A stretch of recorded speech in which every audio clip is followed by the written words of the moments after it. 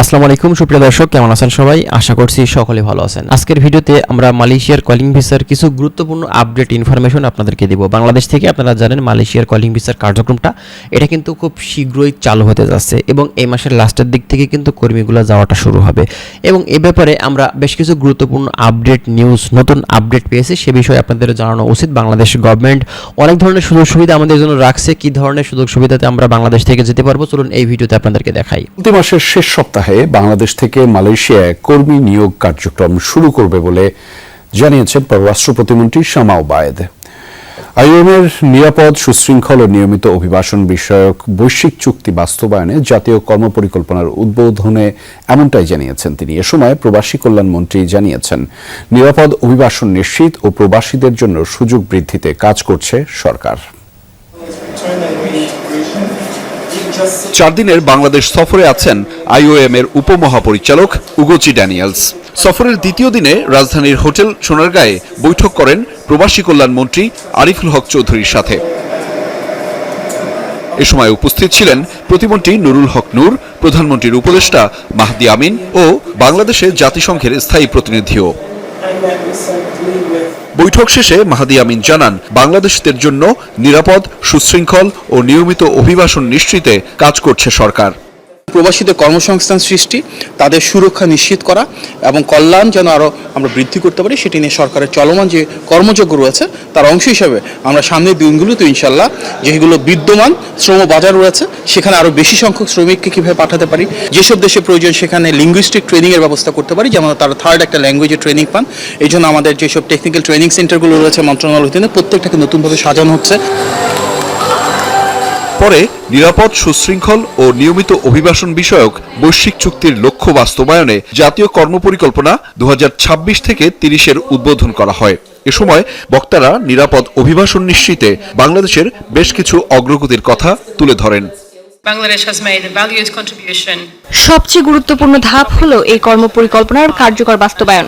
বাংলাদেশ ইতিমধ্যে প্রবাসী কল্যাণ, রেমিটেন্সের সর্বোত্তম ব্যবহার, প্রত্যাবর্তন ব্যবস্থাপনা, দক্ষতা উন্নয়ন এবং পুনর্বাসনের মতো ক্ষেত্রে উল্লেখযোগ্য অগ্রগতি অর্জন করেছে। তবে এখনো বিভিন্ন ক্ষেত্রে চ্যালেঞ্জ আছে, বিশেষ করে বিভিন্ন প্রতিষ্ঠানের মধ্যে সমন্বয় জোরদার, তথ্য আদান প্রদান বৃদ্ধি, নৈতিক নিয়োগ ব্যবস্থা নিশ্চিত এবং অভিযোগের কার্যকর প্রতিকার ব্যবস্থায় গুরুত্ব দিতে হবে। জাতীয় কর্মপরিকল্পনা প্রণয়নের পুরো প্রক্রিয়ায় বাংলাদেশ সরকারকে সহযোগিতা করতে পেরে আমরা গর্বিত। ভবিষ্যতেও জাতিসংঘের বিভিন্ন সংস্থা এবং উন্নয়ন অংশীদারদের সঙ্গে একযোগে আমরা বাংলাদেশ সরকারের পাশে থাকব, যাতে দেশের উচ্চাভিলাষী জাতীয় অগ্রাধিকার ও আন্তর্জাতিক প্রতিশ্রুতিগুলো সফলভাবে বাস্তবায়িত হয়। জাতীয় উন্নয়নে অভিবাসনের ইতিবাচক অবদান সর্বোচ্চ পর্যায়ে নিয়ে যেতে এবং বাংলাদেশি অভিবাসীদের অধিকার ও মর্যাদা সুরক্ষায়ও জোর দেন বক্তারা। পররাষ্ট্রমন্ত্রী জানান, চলতি মাসের শেষ সপ্তাহেই শুরু হচ্ছে মালয়েশিয়ায় কর্মী নিয়োগ কার্যক্রম। আমি আনন্দের সঙ্গে জানাচ্ছি, সরকারের নবায়িত উদ্যোগ এবং মালয়েশিয়া সরকারের সঙ্গে সফল আলোচনার ফলে দীর্ঘ বিরতির পর চলতি মাসের শেষ সপ্তাহ থেকে মালয়েশিয়ায় বাংলাদেশি কর্মী নিয়োগ পুনরায় শুরু হওয়ার প্রত্যাশা রয়েছে।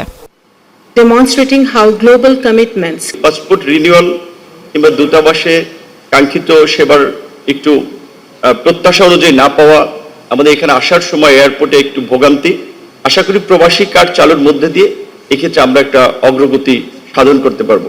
This action plan shows our Bangladesh নিরাপদ, সুশৃঙ্খল ও নিয়মিত অভিবাসনের প্রতি দৃঢ়ভাবে প্রতিশ্রুতিবদ্ধ। আমরা আমাদের অভিবাসন ব্যবস্থাকে আরো উন্নত করতে কাজ করছি। আন্তর্জাতিক অভিবাসন পর্যালোচনা ফোরামে বাংলাদেশের সক্রিয় অংশগ্রহণ সেই প্রতিশ্রুতিরই বহিঃপ্রকাশ। আগামী দিনে আমরা দক্ষ জনশক্তি, নিয়মিত অভিবাসনের আরো সুযোগ সৃষ্টি, কর্মীদের সুরক্ষা নিশ্চিতে গুরুত্ব দেব। important role in Bangladesh. আন্তর্জাতিক সংস্থাগুলো রোহিঙ্গা প্রত্যাবাসন ও নিরাপদ অভিবাসন নিশ্চিতে বাংলাদেশের সক্ষমতা বৃদ্ধিতে সহায়তা দিয়ে যাওয়ার আশ্বাস দেয়। তো আপনারা ভিডিওটি দেখে কিন্তু বুঝতে পারছেন বাংলাদেশ থেকে মালয়েশিয়া কর্মী ভিসাতে পাঠানোর যে প্রক্রিয়াগুলো সেগুলো কিন্তু খুব শীঘ্রই সম্পাদন হচ্ছে এবং বাংলাদেশ থেকে খুব শীঘ্রই আপনারা কলিং ভিসাতে যারা যেতে চাচ্ছেন নতুন করে তারা কিন্তু আবার সুযোগ পাচ্ছেন এই দেশটিতে যাওয়ার। তো নতুন যারা অপেক্ষা করছেন মালয়েশিয়ার কর্মী হিসেবে সেখানে যাবেন ভাবছেন, আপনারা রেডি থাকুন আপনাদের ডকুমেন্টসগুলো নিয়ে।